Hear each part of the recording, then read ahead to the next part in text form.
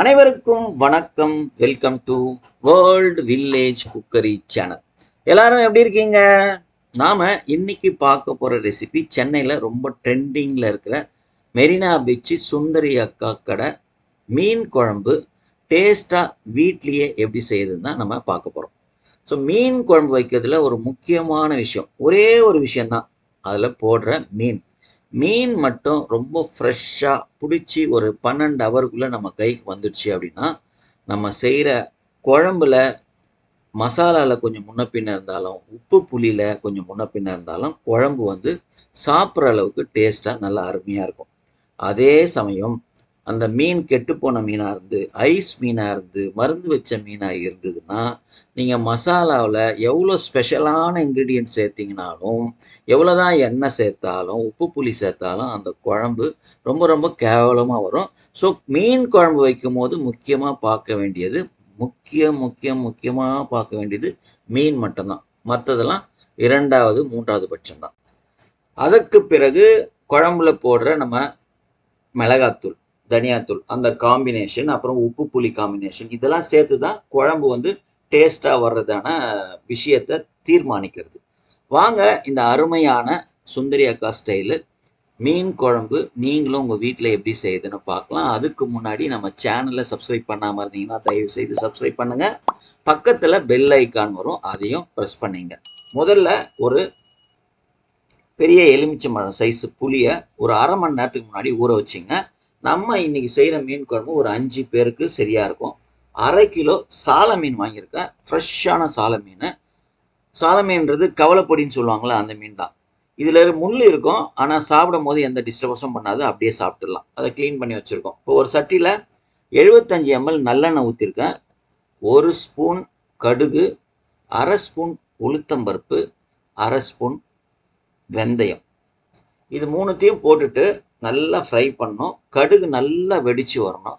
வெடிச்சு வந்ததுக்கப்புறம் உங்கள் வீட்டில் வடகம் இருந்ததுன்னா, தாளிப்பு வடகம், அதையும் சேர்த்துங்க. இல்லைன்னா பரவாயில்ல, ஆப்ஷனல் தான். ஒரு 25 பல்லு பூண்டு தோல் உரித்து தட்டி வச்சுருக்கோம், அதையும் இதோடு சேர்த்துட்டு நல்லா வதக்குங்க. எண்ணெயில், நல்ல எண்ணெயில் குழம்பு வச்சிங்கன்னா ரொம்ப பிரமாதமாக இருக்கும். அப்படி இல்லைனாலும் கடலை எண்ணெயிலையும் செய்யலாம். இந்த பூண்டு நல்லா வதங்கினதுக்கு அப்புறம் கொஞ்சம் கருவேப்பிலை சேர்த்துக்கலாம். ஒரு 4 பச்சை மிளகாவும் இதில் சேர்த்துக்கலாம். அதையும் கொஞ்ச நேரம் நல்லா எண்ணெயில் வதக்கிக்கலாம். அதுக்கப்புறம் நான் ஒரு 2 பெரிய சைஸ் வெங்காயம், கிட்டத்தட்ட ஒரு 150லேருந்து 200 கிராம் இருக்கும் வெங்காயம், பொடியாக கட் பண்ணி வச்சுருக்கேன். அந்த வெங்காயத்தை இதோட சேர்த்துடலாம். இந்த வெங்காயம் வதங்கிறதுக்காக நான் குழம்புக்கு எவ்வளோ உப்பு போடணுமோ அந்த உப்பை இதோட சேர்த்துட்டு வதக்குறேன். ஸோ உப்பு சேர்த்துட்டு நம்ம வெங்காயம் தக்காளி வதக்கணும் அப்படின்னா நல்லா சீக்கிரமாக வதங்கிடும். இந்த வெங்காயம் ஒரு 5 நிமிஷம் கோல்டன் ஃப்ரை சொல்லுவோம் இல்லையா, நல்லா கோல்டன் கலர், இந்த கலர் வர வரைக்கும் நல்லா வதக்கணும்.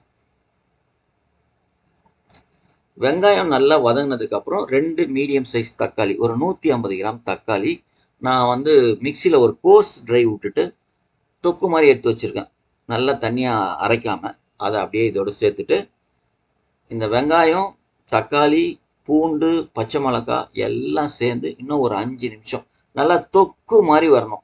5லேருந்து 7 8 நிமிஷம் வதங்கினா கூட நல்லாயிருக்கும். இது எந்த அளவுக்கு வதங்குதோ அந்த அளவுக்கு குழம்பு செம்ம டேஸ்ட்டாக இருக்கும். நல்லா தொக்கு மாதிரி வரணும், இதுதான் ஒரு முக்கியமான விஷயம். பாருங்கள், நல்லா தொக்கு மாதிரி வந்துடுச்சு. இந்த அளவுக்கு நல்லா வதங்கினதுக்கு அப்புறம் நம்ம கரைச்சி வச்சிருக்கோம்ல புளி, அந்த புளி தண்ணியை இதோட சேர்த்துக்கலாம். இதை நல்லா கலக்கி விட்டுட்டு 1/2 ஸ்பூன் மஞ்சத்தூள், 4 ஸ்பூன் குழம்பு மிளகாத்தூள் நான் சேர்த்துருக்கேன். இதுலேயே வந்து எல்லா இன்க்ரீடியன்ஸும் இருக்கும், மிளகா, தனியா, இதில் இன்னும் மிளகு, ஜீரகம், சோம்புலாம். நம்ம இந்த குழம்பு மிளகாத்தூள் ஒரு ஸ்பெஷலான குழம்பு மிளகாத்தூள். இது எப்படி அரைக்கிறது நான் ஏற்கனவே வீடியோ போட்டிருக்கேன், டெஸ்கிரிப்ஷனில் இந்த லிங்க் கொடுக்குறேன், கண்டிப்பாக பார்த்து தெரிஞ்சுங்க. ஒரு அருமையான குழம்பு மிளகாத்தூள் இது. சாம்பார், வறுவல் எல்லாத்துக்கும் இந்த குழம்பு மிளகாத்தூள் யூஸ் பண்ணலாம், ரொம்ப சூப்பராக இருக்கும். இதை மிளகாத்தூள் இந்த கரைசலில் நல்லா கரைச்சிட்டு ஒரு 15 நிமிஷம் இதை நல்லா கொதிக்க வைக்கணும். நல்லா கொதித்து எண்ணெய் பிரிஞ்சு வரணும். இப்போ 10 நிமிஷம் கொதிச்சிச்சு. இப்போ நான் ஒரு 150 கிராம் கத்திரிக்காவை கட் பண்ணி வச்சுருக்கேன், அதாவது முழுசா தலை மட்டும் கட் பண்ணிட்டு அப்படியே ஒரு பத்தை போட்டு வச்சிருக்கேன். அந்த கத்திரிக்காவை இதோட சேர்த்துடலாம். சேர்க்கறதுக்கு முன்னாடி கொஞ்சம் உப்பு, புளி, காரம்லாம் செக் பண்ணிட்டு தேவையானதை போட்டுக்கலாம். இது கரெக்டாக பர்ஃபெக்டாக இருக்குது. இப்போ கத்திரிக்காய் சேர்த்துட்டு நல்லா மிக்ஸ் பண்ணிட்டு இன்னும் ஒரு 5 நிமிஷம் இந்த குழம்புல கத்திரிக்காய் கொதிக்கட்டும். பாருங்க 5 நிமிஷம் ஆச்சு, கத்திரிக்காய் நல்லா கொதிச்சிச்சு. இப்போ மாங்காய், நான் ஒரு மாங்காய் கட் பண்ணி வச்சிருக்கேன். மாங்காய் வந்து ரொம்ப புளிப்பு இருக்கக்கூடாது, லேசா இனிப்பு இருக்கிற மாங்காய்னா இது மாதிரி மீன் குழம்புக்கு சூப்பராக இருக்கும். சுந்தரி அக்கா குழம்புல மாங்காய் இருக்காது. இது சீசன்றதுனால நான் மாங்காய் போட்டிருக்கேன். செம்ம டேஸ்ட்டாக இருக்கும். இது ஒரு 5 நிமிஷம் மாங்காய் வேகிற வரைக்கும் வெயிட் பண்ணுவோம். இப்போ பார்த்தீங்கன்னா 15 நிமிஷம் ஆயிடுச்சா, நல்லா அப்படியே எண்ணெய்லாம் பிரிஞ்சு சூப்பராக இருக்குது. நல்ல வாசம் சூப்பராக இருக்கும். இப்போயே இந்த குழம்பு நல்லா டேஸ்ட்டாக இருக்கும். ஏன்னா கத்திரிக்காய் மாங்காய்லாம் போட்டிருக்கோம்ல, அருமையாக இருக்கும். இப்போ நம்ம க்ளீன் பண்ணி வச்சுருக்கோம்ல மீன், அதை வந்து இதில் அப்படியே போட்டுடணும். போட்டுட்டு கிளறவே கூடாது. சும்மா அப்படியே அப்படி கரண்டியில் நகர்த்தி மீனை அப்படியே குழம்புல முக்க வச்சுட்டு லேசாக ஒரு கொதி வர வரைக்கும் வெயிட் பண்ணோம். அப்படியே சலசலன்னு கொஞ்சம் கொதிக்க வரணும். இப்போ பாருங்கள் லேசாக கொதிக்குது இல்லை, இன்னும் ஒரு நிமிஷத்தில் நல்லா கொதிக்கும் குழம்பு. நீங்கள் இதுக்கு மேலே கிளறலாம் கூடாது. கிளறினீங்கன்னா மீன் உடஞ்சிரும், தூள் தூளாயிடும். அவ்வளோதான். இப்போ கொஞ்சம் கொதிக்க விட்டுட்டு பொடியாக நறுக்குன கொத்தமல்லியை போட்டுட்டு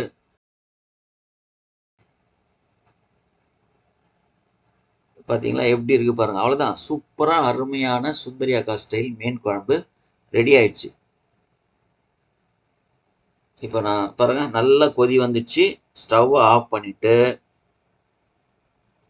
அப்படியே இறக்கி வச்சிருங்க. இந்த சட்டியில் கொஞ்சம் சூடு இருக்குங்க, அந்த சூட்லேயே வந்து மீன் அப்படியே வெந்துடும்.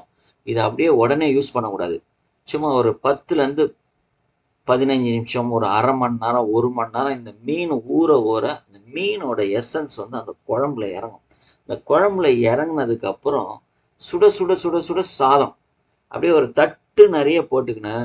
இந்த குழம்பு, மீன், மாங்காய், கத்திரிக்காவோடு அப்படியே எடுத்து அந்த சாதத்து மேலே அப்படியே தளர ஊற்றிட்டு கூட வந்து ஒரு வறுத்த மீன், ஒரு மீனோ 2 மீனோ நல்லா வறுத்து வச்சுன்னு சாப்பிட்டீங்கன்னா அன்னைக்கு அந்த நாள் நம்மளுக்கு ரொம்ப பிளஸ்ன்னு சொல்லலாம். அந்த அளவுக்கு செம்ம டேஸ்ட்டாக இருக்கும் இந்த சுந்தரி அக்கா ஸ்டைல் மீன் குழம்பு. கண்டிப்பாக இந்த மீன் குழம்பை உங்கள் வீட்டில் செஞ்சு பாருங்க, சாப்பிட்டு பாருங்க, சந்தோஷமாக இருங்க. செஞ்சு பார்த்துட்டு எப்படி இருந்ததுன்னு கமெண்ட் பாக்ஸில் கமெண்ட் பண்ணுங்கள். உங்களோட ஒவ்வொரு கமெண்ட்ஸும் எங்களுக்கு ரொம்ப ரொம்ப முக்கியம். இந்த வீடியோ உங்களுக்கு பிடிச்சிருந்ததுன்னா உங்கள் நண்பர்களுக்கும் உறவினர்களுக்கும் ஷேர் பண்ணுங்கள். முக்கியமாக நம்ம சேனலில் சப்ஸ்கிரைப் பண்ணுங்கள். பக்கத்தில் பெல் ஐக்கான் வரும், அதையும் ப்ரெஸ் பண்ணுங்கள். இந்த வீடியோவுக்கு ஒரு லைக்கையும் ஒன்று தட்டி விட்டுருங்க. மீண்டும் அடுத்த வீடியோவில் பார்க்கலாம். நன்றி, வணக்கம், பபாய்.